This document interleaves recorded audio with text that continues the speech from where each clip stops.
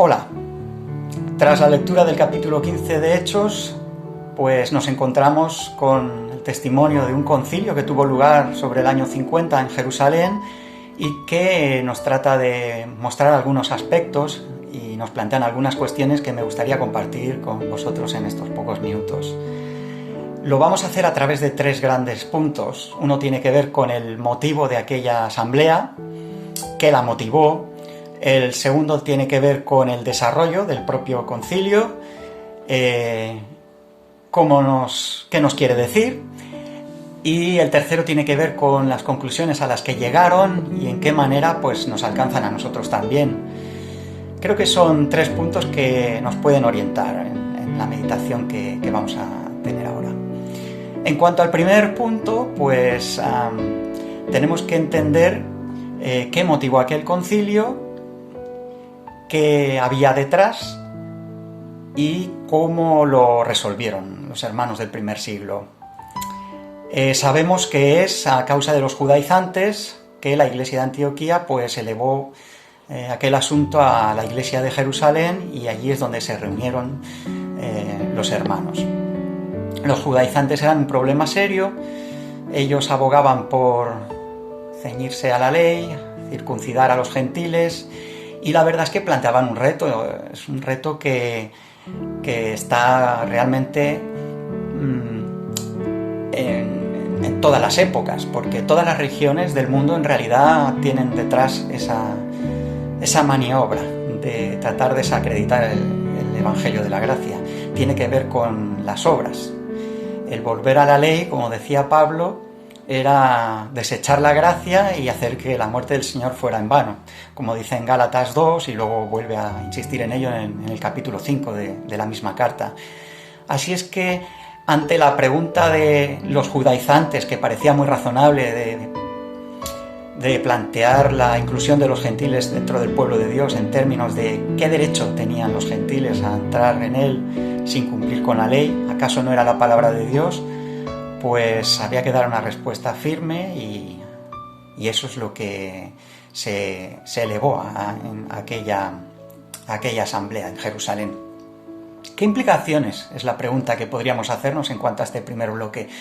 ¿Qué implicaciones hubiera tenido ceder ante esa demanda de los judaizantes? En realidad, pues con circuncidar y acoplarse a esa idea, pues zanjaría la problemática. Y es que los hombres somos muy dados a atajar los problemas, pero era una tentación y pues como hemos recordado ahora con Pablo cuando escribió a los Gálatas, por ejemplo, y también podemos encontrar esa enseñanza en Romanos y en otras partes, pues eso planteaba un problema serio. Y es que detrás estaba, pues como digo, la religión de las obras. Eso es algo que tiene traducción hoy día, eso es algo que os invito a desarrollar. Incluso dentro de nuestras congregaciones existe esa tendencia de la carne, que se puede manifestar de muchas maneras. Volver a las obras de la carne. ¿Por qué somos tan aficionados los hombres a volver a la carne, a las obras de la carne? Pues porque eso evita una relación transformadora, que es la que nos insta a la relación con el Señor. Las obras lo que hacen es justificarnos, y eso es lo que hace que queramos cumplir con determinados ritos o determinadas obras y evitar esa obra de transformación realmente, que es la santificación. Eso es algo muy serio y no se podía permitir. Además, somos muy aficionados porque acogernos a la gracia únicamente implica reconocer la bancarrota espiritual en la que todos estamos a causa del pecado. Eso es algo que el hombre carnal no puede admitir. De ahí que vista siempre las religiones con las obras. Así es que era necesario ese concilio y era necesario elevar esa voz unánime de la Iglesia frente a ese problema. Respecto del segundo bloque, cómo se desarrolló el concilio, llama la atención, y es la cuestión que me gustaría compartir, el por qué, habiendo apóstoles, por lo menos Pedro y Pablo que sepamos, nos dice el texto, cómo es que ellos no presidieron ese concilio. Lo hizo Jacobo, el hermano del Señor, en calidad de líder de la iglesia de Jerusalén. Es curioso, no hicieron sí que intervinieron, hablaron, pero los apóstoles no abogaron por su autoridad apostólica, no se presentaron en condición de tales. ¿Por qué? Pues esa es otra cuestión que habría que desarrollar y solamente quiero apuntar algunas ideas. Si nos fijamos en el texto, hay 3 grandes grupos de intervenciones en el desarrollo de la asamblea, del concilio. La primera tiene que ver con el propio apóstol Pedro, pero, como digo, ahí no está en calidad de apóstol, no lo presenta. Sí que es apóstol, pero él no hace alarde de eso, sino que simplemente habla como testigo de la iniciativa divina. Él habla de su experiencia con la casa de Cornelio y de cómo el Señor, pues a través de la gracia, incluye a los gentiles dentro del pueblo de Dios. Ese es un testimonio que luego la intervención de Bernabé y Pablo van a corroborar. Ellos también hablan a la asamblea y lo hacen, tampoco Pablo lo hace en calidad de apóstol, aunque es apóstol, pero lo hacen en calidad de confirmadores de la obra del Señor Jesucristo, de Dios mismo, a través de su ministerio y de los milagros que ellos pues hacían, el Señor a través de ellos hacía esos milagros. Eso viene a confirmar el testimonio de Pedro. Pedro, testigo de la iniciativa divina, Bernabé y Pablo, pues testigos de la confirmación de dicha intervención de Dios, aprobando su ministerio, su primer viaje misionero y todos los que vendrán después. Así es que esa es otra intervención interesante en la que Pablo tampoco hace presentación de su apostolado, sino que habla como testigo también junto a Bernabé. Y la tercera, ahora es Jacobo el que se nos presenta, y él habla como voz que recuerda realmente dónde está la autoridad. La autoridad está en las Escrituras. Él estará pensando seguramente pues en pasajes del Antiguo Testamento, como podemos ver en Génesis 28:14, o en Amós capítulo 9, o Isaías 11, o 54, o algún salmo, donde se profetiza ya cómo el pueblo de Dios pues no iba a ser solamente el pueblo judío, sino que serían también de los gentiles, todas las naciones. Así es que para evaluar ese testimonio y eso que se estaba compartiendo en la asamblea, pues se habla de cómo las Escrituras ya están anunciando esta novedad que trae el Evangelio, como el pueblo gentil también era beneficiario de la obra salvífica del Señor. Y además Jacobo también alude, y eso se desarrollará luego en la conclusión del concilio, a que hay que tener presente también la debilidad de ciertos hermanos y cómo pues hay que tener amor hacia esos hermanos, una cierta condescendencia. Así es que no es que la iglesia de Antioquía no tuviera claro cómo enfrentar a los judaizantes, ellos lo tenían muy claro, pero elevan esa consulta a Jerusalén para recibir el apoyo de toda la iglesia unánime. ¿Por qué se desarrolla así el concilio? ¿Por qué no hablan directamente los apóstoles y dejan zanjada la cuestión? Hubiera sido lo más sencillo. Pues tenemos que pensar que en aquella época estaban los apóstoles, pero el Señor ya sabía que los apóstoles partirían y la iglesia, pues hasta nuestro tiempo, iba a tener que saber tomar decisiones, iba a necesitar un modelo, un ejemplo, y ese es el ejemplo o el modelo que nos brinda este capítulo 15 del libro de los Hechos en el Concilio de Jerusalén. Allí el protagonismo no es el de los hombres, no se emiten dogmas de fe, no hay una autoridad de una iglesia sobre otra, allí hay iglesias locales en igualdad de trato. Allí lo que se hace es, a través de la centralidad de las obras de Dios y de su palabra, pues descubrir esa verdad que se necesita manifestar. No se está creando nada, realmente lo que se está es reconociendo y aplicando cómo hay que decidir enfrentar el problema, en este caso el de los judaizantes. Eso nos llevaría al tercer punto y el último que quiero compartir. y es el de las conclusiones a las que se llegan. Hay una forma curiosa en la que termina la carta que se elabora tras las conclusiones, que se reducen en 3 o 4 instrucciones. Vamos a hablar de tres grandes instrucciones, y al final hay una despedida que es una fórmula típica de la época que dice pasadlo bien, y es muy interesante porque ese pasadlo bien literalmente sí quiere decir fortaleceos, cobrar ánimo, ser fuertes, algo así, que nos evoca la idea de la salud. En realidad lo que se desea, o lo que nos hace pensar, es en la idea de que debemos estar fuertes, sanos espiritualmente, y eso es lo que se desea cuando se elabora la carta y se emiten estas conclusiones. Tiene que ver con nuestra sanidad espiritual, el aplicar, el cómo enfrentar este problema de los judaizantes, que tiene su traducción, como digo, hoy día también, a través de esa tendencia de la carne a las obras. ¿Y cómo se enfrenta ese problema? Pues estas conclusiones, que se reducen en 3 puntos básicamente, tienen que ver, pues en primer lugar, con abstenerse de idolatría. Después dice abstenerse, parafraseando, abstenerse de ahogado de sangre, y el tercero tiene que ver con abstenerse de fornicación. Y hay una tendencia a interpretar, sobre todo por las palabras que menciona Jacobo en cuanto a tener en consideración a los hermanos débiles. Esto tiene que ver con claramente los judíos, que habían sido criados en la cultura judía, habían sido educados en la ley del Antiguo Testamento, en la ley ceremonial, por supuesto que también, y esa es la que no podían desprenderse en un abrir y cerrar de ojos, porque la cultura en la que somos educados no se desprende de la noche a la mañana.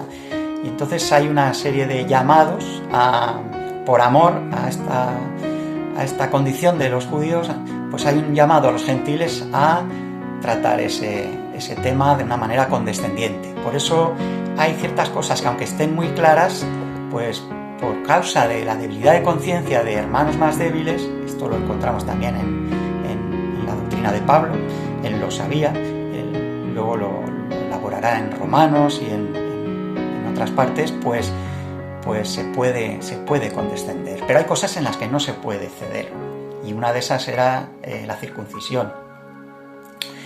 Estas en las que se podía ceder, por ejemplo, pues bueno, eso también lo dice en Corintios Pablo. ¿Os acordáis cuando él dice: yo me he hecho débil a los débiles, me he hecho judío a los judíos? ¿Para qué? Para que el evangelio no tenga impedimento para llegar incluso pues a estos hermanos que se encuentran en una situación pues culturalmente más bloqueada, podríamos decir. Pero esto se entiende básicamente con 2 puntos de las conclusiones del concilio. El primero tiene que ver con abstenerse de idolatría. Evidentemente, abstenerse de idolatría no puede querer decir abstenerse de la idolatría en general, porque eso es exigible y no se puede dejar de renunciar a la idolatría en el sentido general. En el contexto en el que está dicho en el concilio tiene que ver con la idea del comer carne sacrificada en cultos paganos. Esa carne luego se vendía en el mercado, y puesto que algunos todavía estaban muy arraigados en esa cultura, pues creían que era pues algo prohibido. Sin embargo, la carne ya es carne, y realmente esos cultos paganos pues no dejaban de ser pues sí, era idolatría, pero la carne ya era carne y se podía comer en conciencia tranquila. Pero claro, había hermanos que todavía no habían asimilado eso. Esto está muy relacionado con el segundo punto, que tiene que ver con el abstenerse de sangre, o de ahogado de sangre, que es comer la carne con su sangre. La sangre en el Antiguo Testamento era santificada porque apuntaba a un medio de gracia a través de los sacrificios levíticos, pero eso, cuando el Señor Jesucristo derramó su sangre en la cruz, pues esa es la sangre a la que apuntaban precisamente aquellos sacrificios, y es la auténtica sangre que nos limpia. Entonces el derramamiento de la sangre del Señor en la cruz pues ya hizo que la sangre de los animales pasara a ser común. Por tanto, ya no había ningún problema. Por eso nosotros los españoles comemos morcillas, por ejemplo. Entonces es sangre común. Pero claro, eso los hermanos judíos del primer siglo todavía no lo podían asimilar. En eso se podía ceder por amor a ellos.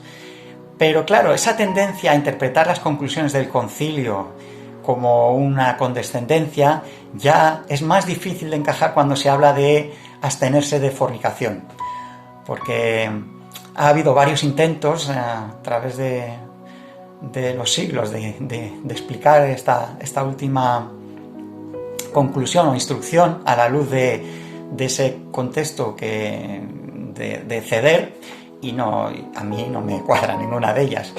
La primera tiene que ver con un intento de justificación ética en el sentido de que para los judíos pues habían relaciones que eran ilícitas, y podemos pensar en Levítico 18, por ejemplo. Allí se habla de muchas relaciones sexuales, bueno, de todas las relaciones sexuales que se hablan allí, pues son ilícitas, y claro, eran bastante comunes para los gentiles en el primer siglo, pero claro, si se leen esas prohibiciones levíticas, como tienen que ver con una prohibición ética, no ceremonial, pues siguen siendo exigibles para el cristiano de todo tiempo, así es que por ahí no se explica muy bien.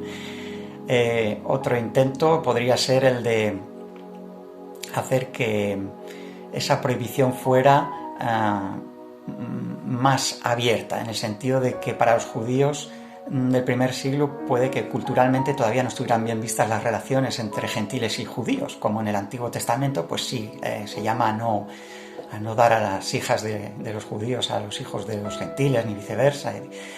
Pero claro, eso también yo lo equipararía a la circuncisión. No se puede ceder en eso, porque eso es abolir la obra de la cruz, que ha roto la pared de separación entre el cielo y la tierra, pero también entre los pueblos. El Señor de todos los pueblos hizo uno con su muerte.